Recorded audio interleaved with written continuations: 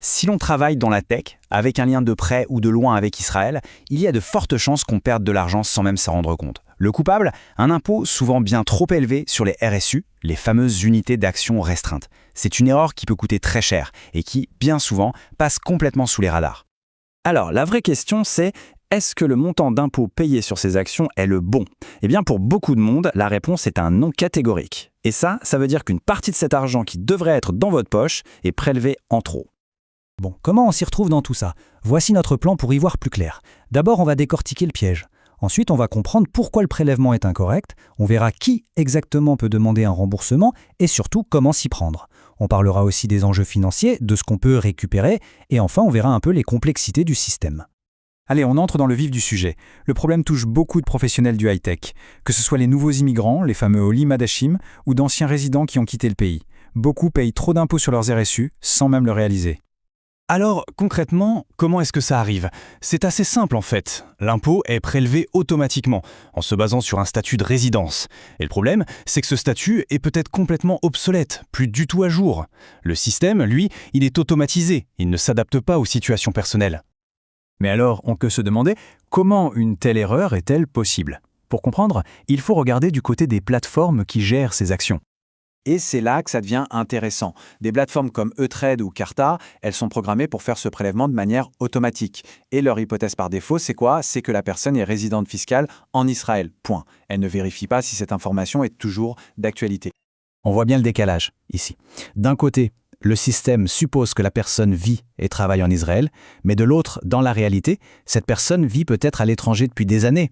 Et le travail qui est récompensé par ces RSU, il a été fait en dehors d'Israël. C'est ce gouffre entre la présomption et la réalité qui coûte de l'argent. Alors venons-en aux faits. Qui concrètement peut aller réclamer cet argent? Eh bien les règles sont plutôt claires, elles sont fixées par la loi. Alors, est-ce que ça vous concerne? Voici les critères à vérifier. Il faut avoir quitté Israël depuis plus de 183 jours. Le travail qui a donné droit à ces RSU doit avoir été effectué hors d'Israël. Et ça marche même si on a reçu les actions après avoir quitté le pays, tant qu'elles correspondent bien à un travail fait avant. Si on remplit les conditions, parfait. Maintenant, la question c'est comment on fait pour récupérer cet argent? On vous a préparé un guide, étape par étape. Le plan d'action est assez simple, il se déroule en 6 étapes. 1. On rassemble tous les papiers. 2. On détermine son statut fiscal exact pour chaque période d'acquisition d'actions. 3. On calcule le montant précis du remboursement. 4. On dépose la demande officielle. 5. On fournit bien tous les justificatifs. Et enfin, 6. Une étape cruciale, on suit le dossier de très près jusqu'au bout. Allez, on passe à la partie la plus intéressante, je pense. De combien d'argent parle-t-on? Parce que vraiment, les sommes en jeu peuvent être importantes. Déjà, première bonne nouvelle, on peut remonter jusqu'à 4 ans en arrière pour faire une réclamation.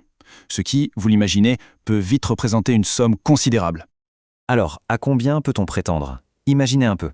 C'est possible de récupérer entre 20 et 47% de la valeur brute des RSU. C'est un gain net, direct, et c'est tout sauf négligeable. Pour que ce soit plus parlant, ça représente souvent des dizaines de milliers de shekels.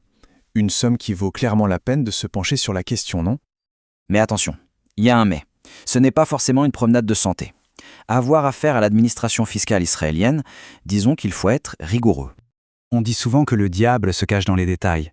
Eh bien, c'est particulièrement vrai ici. Le système fiscal israélien a ses complexités, et la moindre petite erreur, un document manquant, et hop, la demande peut être rejetée. La précision, c'est vraiment la clé. Pour résumer, ce n'est pas un cas isolé, loin de là. Des milliers de personnes perdent de l'argent chaque année à cause de cette erreur de prélèvement. Mais la bonne nouvelle, c'est qu'il existe un droit pour corriger ça et récupérer ce qui est dû. Alors pour finir, une dernière question juste pour la route.